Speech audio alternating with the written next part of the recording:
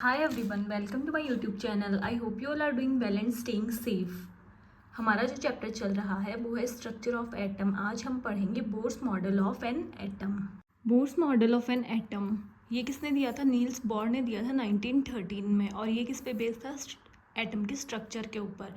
He states that electrons revolve around a positively charged nucleus in fixed quantized circular orbits, energy shells levels without radiating energy. उन्होंने क्या बताया था कि electron जो है वो पॉजिटिवली चार्ज न्यूक्लियस होता है, उसके चारों तरफ रिवॉल्व करते हैं और वो एक सर्कुलर ऑर्बिट में फिक्स होते हैं, लेकिन वो एनर्जी रेडिएट नहीं करते हैं. ये उन्होंने स्ट्रक्चर दी थी. ये न्यूक्लियस, और न्यूक्लियस में क्या कर रहे हैं? इलेक्ट्रॉन्स रिवॉल्व कर रहे हैं. जो सबसे आउटर शेल है वो है एन सेल, उसके बाद एम सेल, एल सेल, के सेल, और ये यहाँ पर क्या है? प्रोटॉन्स. ये इलेक्ट्रॉन्स रिवॉल्व कर रहे हैं. ये होता है हमारा ऑर्बिट या एनर्जी शेल बोलते हैं इनको.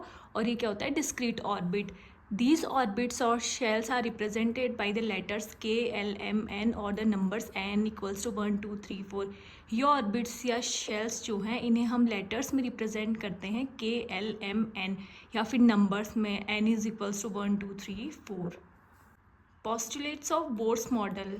अब बोर्स मॉडल के पोस्टुलेट्स क्या थे? Electrons revolve in specific allowed circular path called orbit, shells और एनर्जी लेवल्स. इलेक्ट्रॉन्स जो है एक स्पेसिफिक सर्कुलर पाथ में रिवॉल्व करते हैं, जिन्हें हम ऑर्बिट, शेल्स या फिर एनर्जी लेवल्स बोलते हैं. ये क्या है? ऑर्बिट, शेल्स, या हम इन्हें एनर्जी लेवल्स बोलते हैं. While revolving in these discrete orbits, electrons do not radiate or lose energy. इस डिस्क्रीट ऑर्बिट में जब ये रिवॉल्व करते हैं इलेक्ट्रॉन्स, उस टाइम पे ये एनर्जी रेडिएट नहीं करते हैं या फिर कोई भी एनर्जी लूज नहीं करते हैं. Each orbit is associated with a fixed amount of energy. हर एक ऑर्बिट जो होता है उसकी एनर्जी की अमाउंट जो है वो फिक्स होती है. The orbits are designated as K, L, M, N, shells और N equals to 1 2 3 4 starting from the nucleus. जो ऑर्बिट्स होते हैं वो किस फॉर्म में होते हैं? के, एल, एम, एन से हम उनको रिप्रेजेंट करते हैं. फिर नंबर्स में बात करें तो एन इक्वल्स टू 1 2 3 4. और ये कहाँ से स्टार्ट होता है? न्यूक्लियस से स्टार्ट होते हैं. Electrons can jump between energy levels by absorbing energy moving to a higher level और emitting energy moving to a lower level.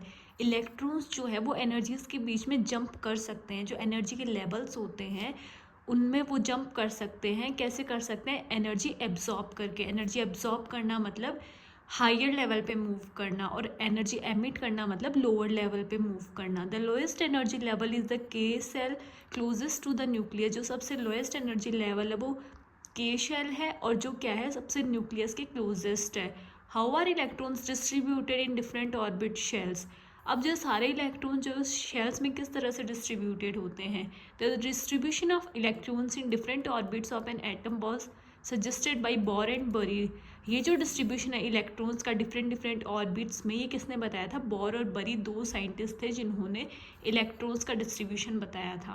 Rules for writing the number of electrons in different shells. अब क्या क्या rules हैं electrons के number लिखने के लिए? The maximum number of electrons present in a shell is given by the formula 2n². जो maximum number है इलेक्ट्रॉन्स का शेल में प्रेजेंट होता है वो फॉर्मूला एक होता है 2n², इससे दिया जाता है. फर्स्ट ऑर्बिट और के शेल विल बी. अगर फर्स्ट सेल की बात करें तो फर्स्ट ऑर्बिट कौन सा है? के शेल. और के शेल को अगर 2 × n² के फॉर्मूले में रखेंगे तो नंबर ऑफ एटम्स यहाँ पर क्या है? 2. वहीं अगर बात करें एल शेल की तो वो कितने हैं? 8. थर्ड ऑर्बिट एम शेल, उसके कितने? 18. फोर्थ ऑर्बिट है एन शेल, वो क्या है? 2 × 4 का square 32. The maximum number of electrons that can be accommodated in the outermost orbit is 8. जो मैक्सिमम नंबर है इलेक्ट्रॉन्स का जो अपन आउटर मोस्ट ऑर्बिट में फिल कर सकते हैं वो कितना है? 8. Electrons are accommodated in a given shell unless the inner shell are filled, that is the shell are filled in a stepwise manner. Electrons जो है किसी शेल में गिवन है, जब तक उससे पहले वाला शेल फिल नहीं होगा हम दूसरे उसमें शेल में हम इलेक्ट्रॉन्स फिल नहीं कर सकते. स्टेप वाइज जो है ये प्रोसेस चलती है. आई होप आपको इतना पार्ट समझ में आया होगा. Please do like, share and subscribe to my channel for next part. Thank you and have a great day. Subscribe now and hit the like button.